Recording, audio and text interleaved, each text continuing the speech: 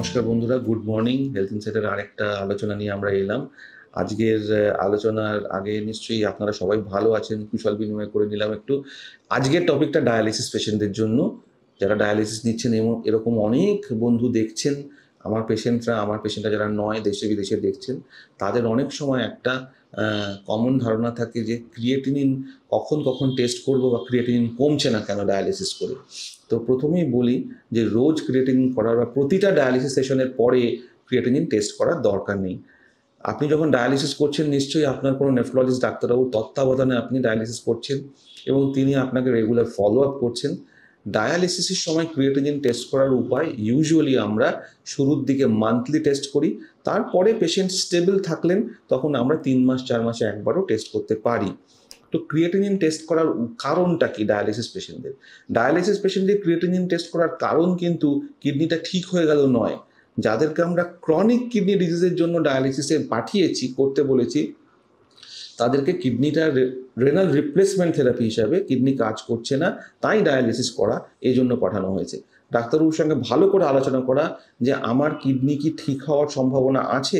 ডাক্তারবাবু যদি ক্যাটেগরিক্যালি বলে দেন যে না, আপনার স্টেজ 5 ক্রনিক কিডনি ডিজিজ হয়েছে, আপনার ঠিক হওয়ার সম্ভাবনা নেই, ডায়ালিসিসটা সুষ্ঠুভাবে চালিয়ে যেতে হবে, সেক্ষেত্রে ক্রিয়েটিনিন করে করে কিডনি ইমপ্রুভ হচ্ছে কিনা এই রাস্তায় যাওয়াটা ভুল।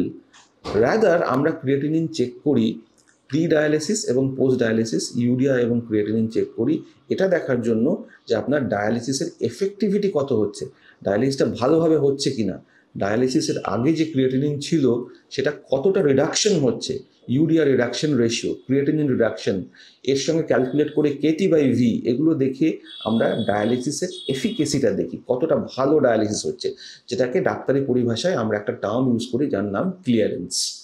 এই দূষিত পদার্থগুলো, এই মলিকিউলগুলোর ক্লিয়ারেন্স। অনেক রকম মলিকিউল আছে, ইউরিয়া ক্রিয়েটিনিন তার মধ্যে একটা মলিকিউল। কিছু কিছু মলিকিউল আছে যেগুলো ইউরিয়া ক্রিয়েটিনিন থেকে সাইজে বড়, যেমন প্যারাথাইরয়েড হরমোন, যেমন β2 মাইক্রোগ্লোবুলিন, যেমন ফসফরাস, এগুলোকে আমরা মিডল মলিকিউল বলি। ডায়ালিসিসে অনেক সময় ক্রিয়েটিনিন ইউরিয়ার ক্লিয়ারেন্স হয়, মিডল মলিকিউলের ক্লিয়ারেন্স হয় না, তার আলাদা স্ট্র্যাটেজি আছে। সেক্ষেত্রে ডাক্তারবাবু আপনাকে অন্যভাবে ডায়ালিসিস করতে বলবেন। তার মানে আমাকে বুঝতে হবে ডাক্তারবাবু যখন ক্রিয়েটিনিনটা দেখছেন, প্রি এবং পোস্ট ক্রিয়েটিনিন দেখছেন, তার মানে ডাক্তারবাবু বুঝতে চাইছেন যে আপনার ক্লিয়ারেন্স ভালো হচ্ছে কিনা। ইউরিয়া ক্রিয়েটিনিন বা মিডল মলিকিউল ছাড়াও ক্লিয়ারেন্স দেখার একটা অন্যতম প্রধান উপায়, আমার পেশেন্টরা সবসময় জানেন, আপনারা চেম্বারে এলেই আমি আপনাদের জিজ্ঞেস করি কেমন আছেন, খাওয়া দাওয়া ভালো করতে পারছেন, শরীরে অন্য কোনো কষ্ট আছে, হাঁটা চলায় শ্বাসকষ্ট আছে, ঘুমোতে পারছেন। এই প্রশ্নগুলোর উত্তর যদি প্রত্যেকটা হ্যাঁ হয় এবং ভালো বাছিয়ে হয়, তাহলে আপনার ডায়ালিসিস ভালো হচ্ছে। যদি এই উত্তরগুলোর কোনোটা না হয়, না ডাক্তারবাবু ডায়ালিসিস তো করছি কিন্তু খিদেটা তেমন হচ্ছে না, ডাক্তারবাবু ডায়ালিসিস তো করছি কিন্তু আমার শ্বাসকষ্টটা যাচ্ছে না, ডাক্তারবাবু ডায়ালিসিস তো করছি অথচ রাত্রিবেলায় কেমন যেন আনচান লাগে, শরীরটা ঠিক থাকছে না, এর ডাক্তারবাবু ডায়ালিসিস করছি, ইনজেকশন নিচ্ছি অথচ হিমোগ্লোবিন বাড়ছে না, এর প্রত্যেকটার উত্তর হতে পারে আপনার ডায়ালিসিস বা ক্লিয়ারেন্স এডিকুয়েট বা পর্যাপ্ত হচ্ছে না। তখন ডাক্তারবাবুরা ক্রিয়েটিনিন ক্লিয়ারেন্স দেখে জাজ করলেন। ধরুন আপনার ক্রিয়েটিনিনটা দুরকম হতে পারে, যে আপনার ক্রিয়েটিনিন ডায়ালিসিসের আগে 8, ডায়ালিসিসের পরে সেটা হলো 5, খুব বেশি কমলো না। আমি এক্সপেক্ট করলাম এটা 5-এর জায়গায় এটা 3 হতো, কমলো না। কেন কমলো না? ডাক্তারবাবু, ভালো ডাক্তারবাবু যিনি আছেন, তিনি আবার গোয়েন্দাগিরি শুরু করলেন। কি কি কারণে ক্রিয়েটিনিন কমলো না? এক, আপনার ডায়ালাইজারটা যেটা ইউজ করছেন সেটা বোধহয় আপনি অনেকবার ধুয়ে ধুয়ে ধুয়ে ধুয়ে ইউজ করছেন, তাতে প্রথম 2-3 বার যেরকম এফেক্টিভ ওয়েতে ডায়ালিসিস হচ্ছে, পরের বার আর সেরকম হচ্ছে না, সেরকমভাবে ক্রিয়েটিনিন কমছে না, ক্লিয়ারেন্স হচ্ছে না।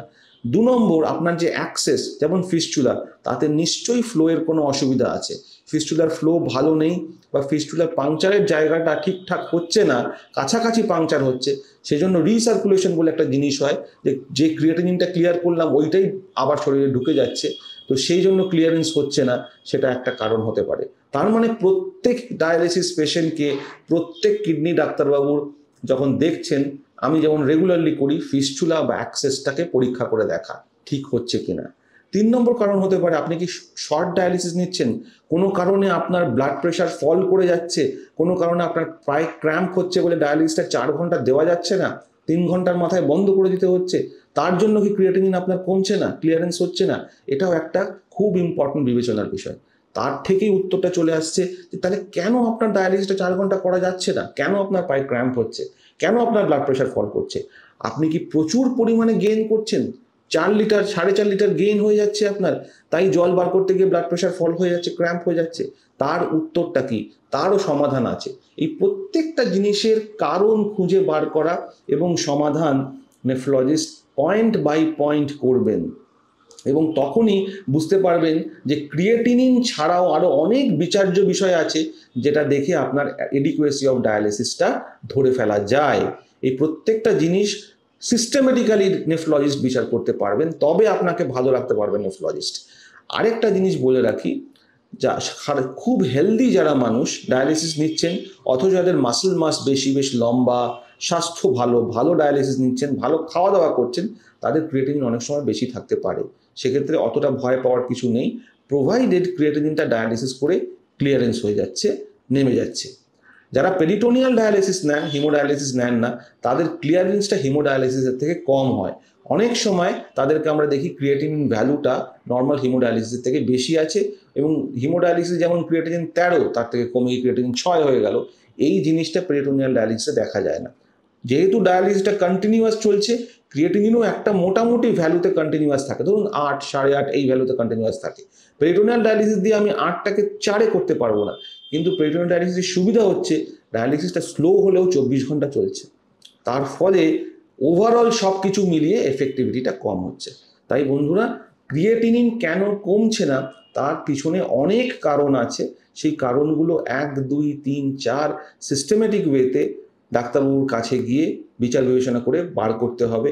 এবং যখন ডাক্তারবাবুর কাছে যাবেন, আপনারা মাঝে মাঝে যে ভুলটা করেন যে যদি আপনারা ডাক্তারবাবুর সেন্টারে ডায়ালিসিস করেন ভালো কথা, অনেক পেশেন্ট হয় যারা দূর থেকে আসেন, অন্য সেন্টারে ডায়ালিসিস করছেন, দয়া করে ডায়ালিসিসের বইটা সবসময় সঙ্গে নিয়ে আসবেন। ওই রেকর্ডটি দেখা ছাড়া বোঝা সম্ভব নয় যে আপনার ক্রিয়েটিনিন কেন কমছে না। আশা করা যায় উপকার হবে এই আলোচনাটাতে। কোনো উপকার যদি পেতে চান তাহলে আরও উপকারের জন্য অন্য কোনো কোয়ারি থাকলে আমাদের এই ইউটিউবের কমেন্টে কমেন্ট করুন, জানতে দিন আমাকে, এবং অন্য কোনো টপিক নিয়ে এই ধরনের যদি কোনো জিজ্ঞাসা থাকে আমরা পরবর্তী পর্যায়ে এগুলো নিয়ে আলোচনা করব। নমস্কার।